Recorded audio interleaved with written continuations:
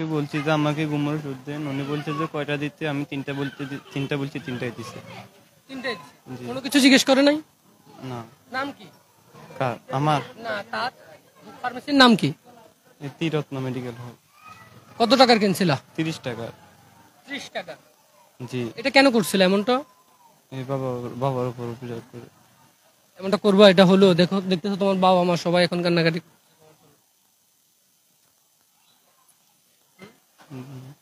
পড়ালেখা করতে হবে না? বাবা মার স্বপ্ন তো পূরণ করতে হবে, এভাবে বললে হবে? এমনটা করো না, কেমন? জি।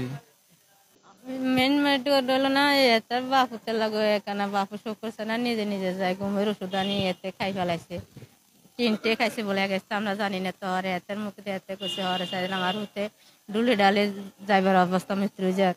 দোমাদিগির 5টা বাজানি কাছে সদর হাসপাতালে ভর্তি করেছি না, তারা ভর্তি লাগে না, ককি আমরা জরুরি ভাবে আমরা সিটাং হাসপাতাল লয়ে যাক।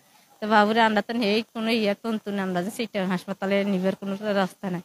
ইয়ার হরে ইয়ানে যাও এক হিসাবে ডাক্তারের হাত আসায় ধরি আন্ডা আর আড়ি কিনা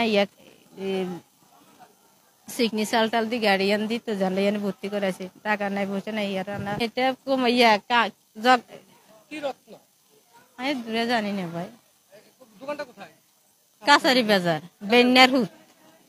কি ওষুধ বিক্রি করতে তার কাছে? ঘুমের ওষুধ। আপনারা কিভাবে জানতেন? হেতে কইছে, হেতে ডুলি ডালি হয়ে যায়, কি রে তুই কি মদ খাইছ, তাকে ডুলো সকাও কে ঘুমের ওষুধ খাইছ, তো কি লেগেছে ঘুমের ওষুধ কোন রাগে কইছ, কান মানে গোসাইছে আমি ঘুমের ওষুধ খেয়ে এলেছি। সেই দূরে পানি ধর না হাসপাতাল ভর্তি করাইছি, দাঁড় খরচ করে উদ্ধার করে দিয়েছিল। ডাক্তার তো মেন আসে দেন না, রুগীর কোনো আসে না, আমরা কোনো এটা বোধার আমরা এটা জন্ম বালা মন্দা গেছে, আপনারা বুঝেন যাও আমরা সিকনি সালতাল দিয়ে আমরা গাড়ি এনে আমরা ভর্তি করাইছি।